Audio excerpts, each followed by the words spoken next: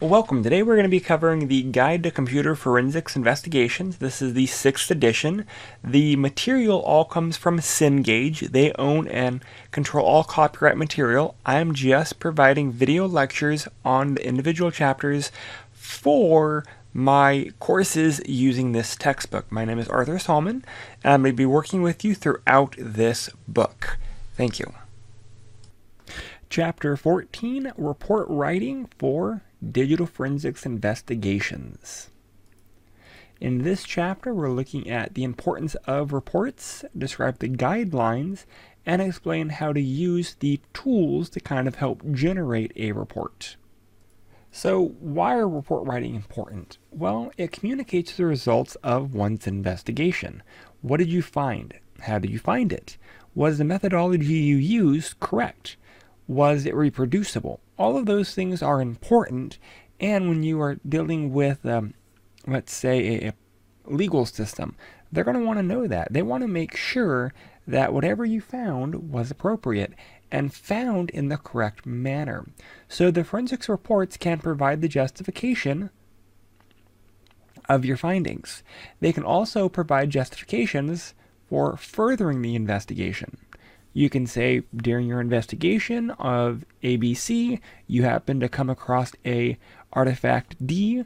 D, because of its nature, does require additional evidence collecting, and that might then expand your ability to conduct your searching. Because again, your searching is going to be more narrowed based off of the goal or the scope of your investigation. Reports can also be used to at least provide a hearing. So again, be used at a probable cause hearing. Whether we're dealing with a private sector or public sector, there typically will be some type of hearing where the accused is brought up, and then we can lay out certain evidence against them. We can also communicate our findings, and that is the big part of a forensics report, is to communicate the opinion, and your opinion is based in fact. You did X amount of things, you conducted X amount of research, and then you came up with a conclusion based off of your findings. In the US, it does require expert witnesses to submit written reports so that both parties can review them. State courts are starting to also require them, but this is all going to be based off of your individual location and your individual jurisdiction. If you're in certain countries, this may not be necessary, so you do need to consult the legal individual within your organization to understand and to verify what requirements will be needed.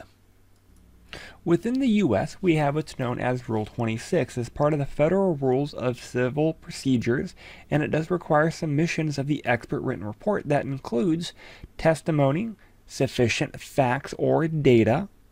Again, your report has to show that you were thorough and that you conducted accordingly.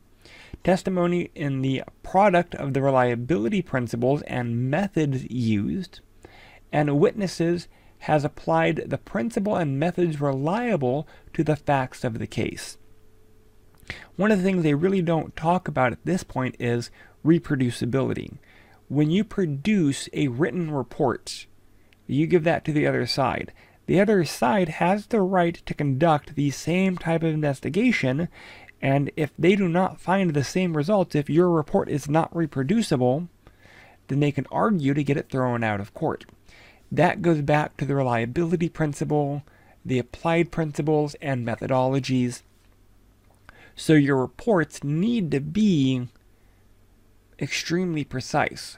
Written reports must specify any fees paid for additional services. So that will list all other civil or criminal cases in which the expert has also then testified. So if you're an investigator and you need to hire an additional specialist, you can do that, but all of that then is included in your written report.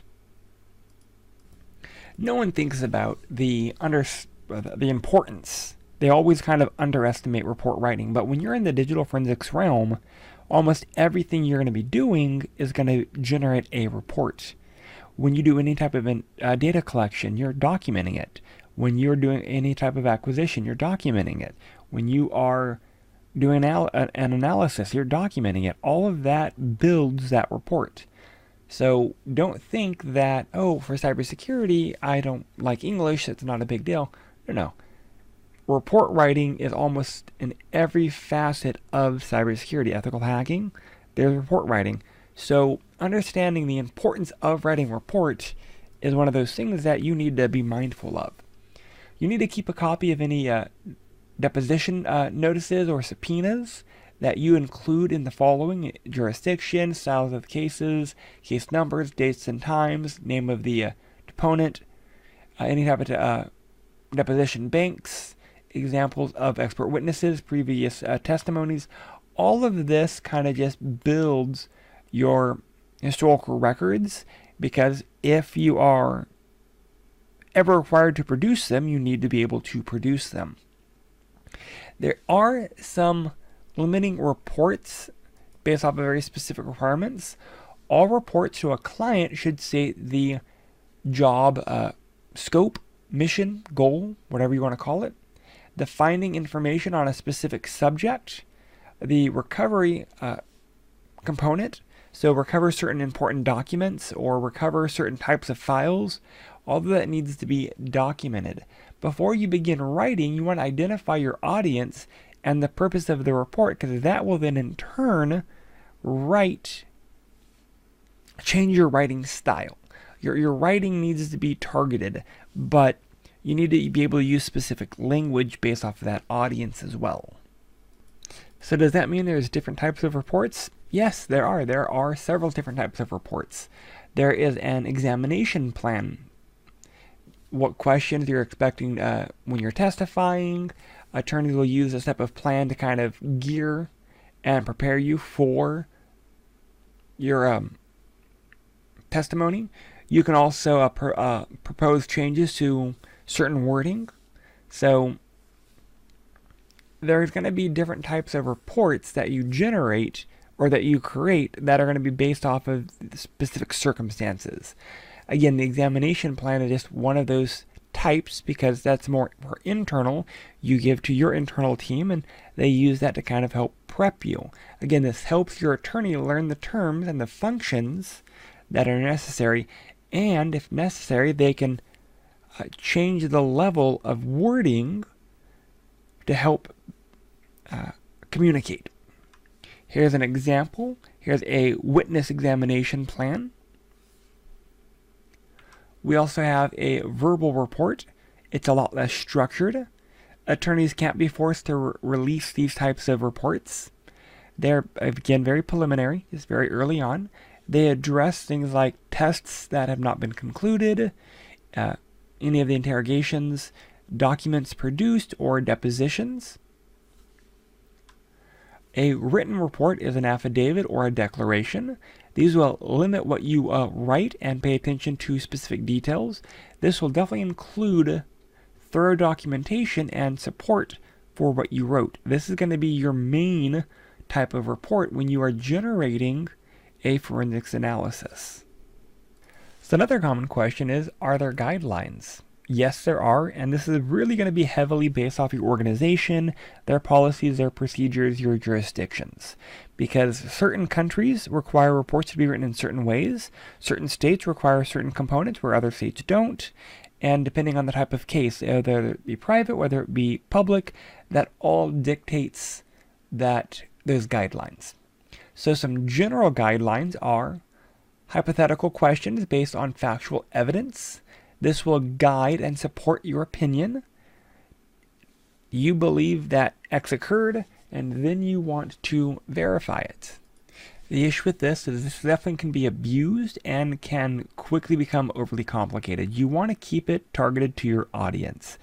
You don't want to use jargon. You don't want to use things that are going to be outside or arguable.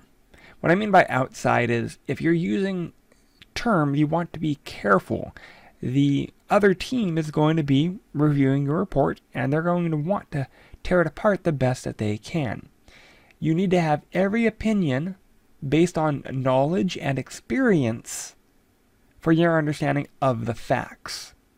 You want to state the facts, needed to be answering the specific question, and you want to support those opinions and statements with the evidence that was collected. I found A led to B led to C. You want to be specific. Don't include any unnecessary facts that are not directly related to the support of your opinion. You have to remember, at this point, if you are testifying, you are the expert. So as an expert witness, you may testify to an opinion or a conclusion if 4 specific items are met. The opinion or inference, the conclusion, is on specific knowledge, skills, or training of you. Witness should qualify as a true expert in their field. Witness must testify to a reasonable degree of certainty. And again, reasonable is the key term there. Experts must know facts on which their opinions are based, or they must testify to a hypothetical question.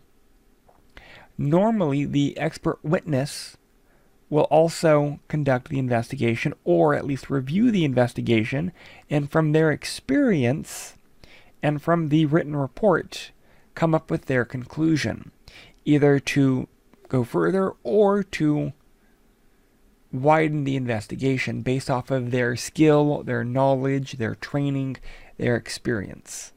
Remember that a lot of this is going to be based off of your credibility. And so a huge part of this is, are you an actual expert? And normally the entry-level forensics analysis or analyst isn't the expert. They work in teams, and one of their team members is going to be flagged as the expert witness based off of, again, their experience, their training, and length of time doing a lot of this work. What do you have to include in your preliminary reports? Normally, when I do this, I want to write down as part of my examination, what am I looking for?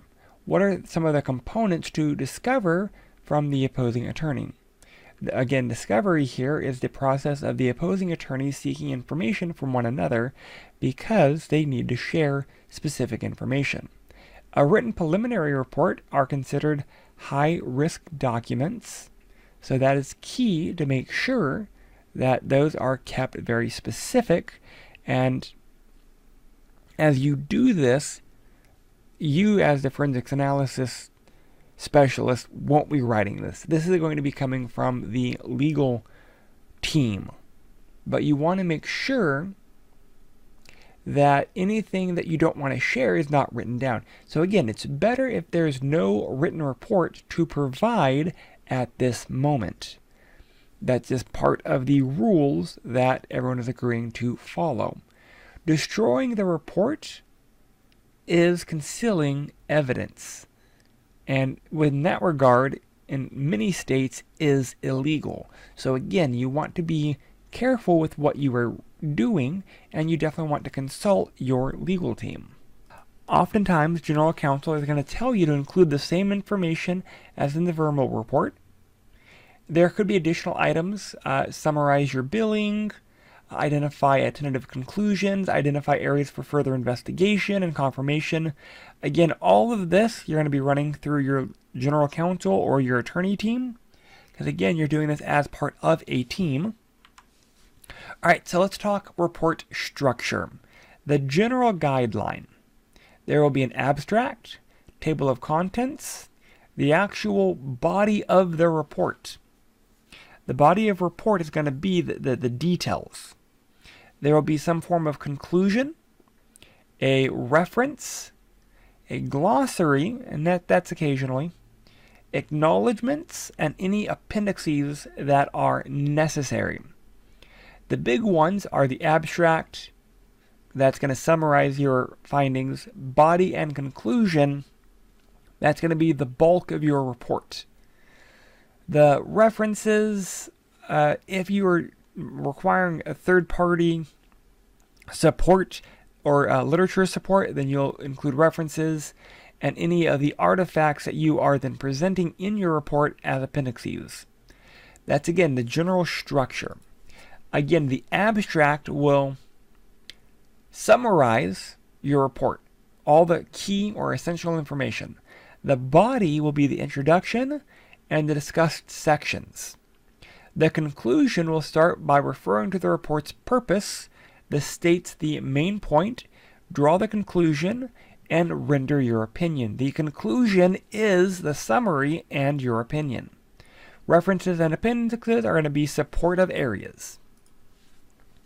So, write clearly, be specific. I found an artifact. Did you find the artifact, or did the tool that you're using find the artifact? You want to be specific. What version of the tool? Again, as you go through this, you want to be as specific as possible. So, communicate quality. Ideas and organization are a huge portion of this. It has to have proper mechanics. Grammar and vocabulary, spelling and punctuation, those are mechanics. Your paper must be correct. A poorly written paper is not going to hold up in court. Lay out your concepts and ideas in a logical fashion. You want them to build off one another. Build an argument piece by piece. Take your time, be specific. Group related items into paragraphs. Have a core idea per paragraph and then supportive sentences. Do not do 1 or 2 word paragraphs. You want to group and support them. Again, you have to write clearly. Avoid jargon, slang. You want to avoid overly technical concepts. You want to be able to write it towards your audience. Define technical terms. Again, consider your audience. Also, the writing style also plays into this. Use more of a natural language. Avoid repetition, vulgar language, and generalization. You want to be specific. Use active voice as opposed to passive voice. You found. Avoid presenting too many details and personal observations. Again, you want to be specific. You want to clearly state what you found. And again, this is not a one and done. Oftentimes, a lot of my learners, as they go through this, go, oh, well, first draft is perfect. No, this is a learned skill. This takes a long time to master. This takes a long time to get right. So this is a developed skill over many, many reports. Again, look at your writing style. Is it project objectively? You need to communicate calm, and you need to be mindful of your observations. Include signposts. And what I mean by that is draw the reader's attention to specific points. Assist the reader, if they're going to scan the text quickly, by highlighting specific information. That way, instead of having to list the entire report or read the entire report, they can pull out key details. Not that they should just scan the report. They should be able to read and infer the correct information, but a lawyer is not going to spend the time to read all of it. They're going to look for highlighted points and go after those highlighted areas. Remember that as you're doing this, you need to be kind of designing the report. You want to design both the report and a presentation. So there are 2 numbering systems that are typically used, decimal and legal sequencing. With the decimal, you're going to divide the material into sections so that the reader can scan the headings. The readers will know how parts are related to one another. The legal sequential numbering are used in pleadings. They're going to be Roman numerics, and they're going to represent the major areas, and then they're going to have the Arabic numbering system to include the support. So they build on each other. You need to provide supporting material. That's going to be figures, tables, documentation. All of that helps aid to tell the story of what's going on. You want your format to be consistent. How you format the text is less important than being consistent in applying the same formatting. So explaining the examination and the data collection methods, you need to explain what you did, how you studied the problem, following a logical methodology, and how you concluded, how you conducted your investigation, acquisition, analysis, what facts you concluded, and all of that needs to follow a sound methodology that you outline in your report. And again, the presentation of the report is equally important as the details in the report. Include calculations if you have any calculations. If you did any hashing, you want to be specific. Provide for uncertainty and error analysis. Protect your credibility. At the end of the day, you need to protect your credibility. Explain results and conclusions that you found. Explain your findings, use subheaders, divide it into more logical sections, save broader generalizations and summaries for your conclusion. Since we did talk about references or appendixes, the support that you have for your findings you need to include. If it's through literature support, references. If it's through any type of artifact that you need to present, appendixes. That way you can have raw data, you can have figures, you can have exhibits, you can have components that you might not necessarily be in the body of your report, but you can reference to support portions that you claimed in your body. The forensics tools also help to generate reports when you perform an analysis. Oftentimes they'll do it as a spreadsheet or plain text or a word processor, just depending on the type of tool you're using. Modern day forensics tools understand the need for the generation of reports, so modern day tools actually aid in the report, and that's just for the analysis function. When you are looking at acquiring information, some of the tools don't necessarily provide the report. It's only going to be when you're working on the analysis, like Autopsy. Autopsy does help generate reports, but its primary focus is, again, the analysis of acquired data. And again, our book does use Autopsy to help generate reports, as found on page 575. Here is an example of Autopsy viewing the desktop folders and any of the contents within. We can drill down to see tagged files on the desktop based off of a certain criteria, and I bet the criteria is a shortcut link, since the highlighted, oh no, not all of them are highlighted with the I and K. So whatever targeted files for the desktop, they're going to be highlighted. And again, here's targeted application folders under program files based off of whatever criteria was done in the exercise in the book. Again, these lecture videos are more an overview. We have separate videos outlining content on our labs. And that is it for this chapter. We looked at what may be required for expert witnesses to submit normally a written report. We looked at how we require expert witnesses to anticipate testifying, as well as providing the written report. We looked at how attorneys will use deposition banks to research expert witnesses. We looked at reports that should answer specific questions. We also had a report structure. So writing a well-defined report is important. Clarity and making sure that all facts and all opinions are based in facts, and all opinions and facts are supported with findings. Any questions or concerns, please reach out. Thank you.